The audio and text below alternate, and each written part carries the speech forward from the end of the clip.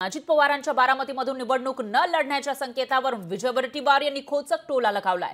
काँग्रेस नेते विजय वडेट्टीवार यांनी अजित पवारांवर हल्लाबोल केला आहे, तर पवारांपुढे टिकाव लागत नसल्यानंच अजितदादांनी हे विधान केल्याचं वडेट्टीवार म्हणाले।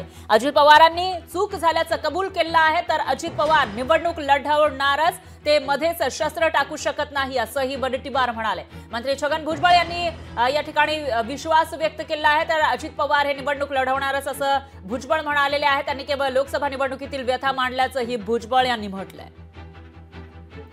अजित पवारांनी विधान केलेलं होतं, जे बारामतीकर सांगतील त्या पद्धतीने या ठिकाणी उमेदवार उतरवला जाईल आणि जे काही लोकसभेला झालं त्याच्यावरून या ठिकाणी आपण उतरणार नाही, वेगळा कोणीतरी आमदार बारामतीला पाहिजे असं एक मत व्यक्त केलं होतं अजित पवारांनी। त्यानंतर विजय वडेट्टीवार यांनी खोचक टोला लगावलाय, तर भुजबळ यांनीही यावरून प्रतिक्रिया दिली।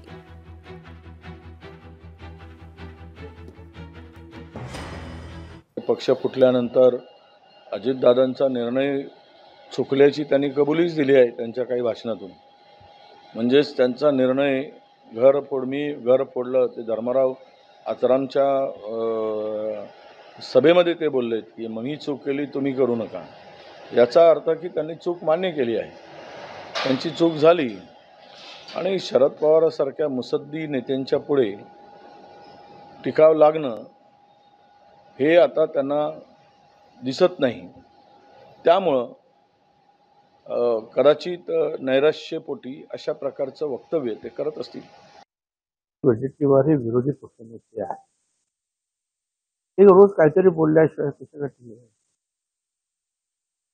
अजितदादाने जे आहे सगळ्यांनी तुम्हाला सांगतो, अजितदादा निवडणूक लढवणार। शेवटी काय आहे की ते आमच्या ग्रुपचे कॅप्टन आहेत, मध्येच ते शस्त्र टाकू शकतच नाहीत, परंतु त्यांची ती व्यथा जी आहे आपल्या निवडणुकीमध्ये जे काही झालं ती व्यथा त्यांनी जे आहे लोकांसमोर मांडली।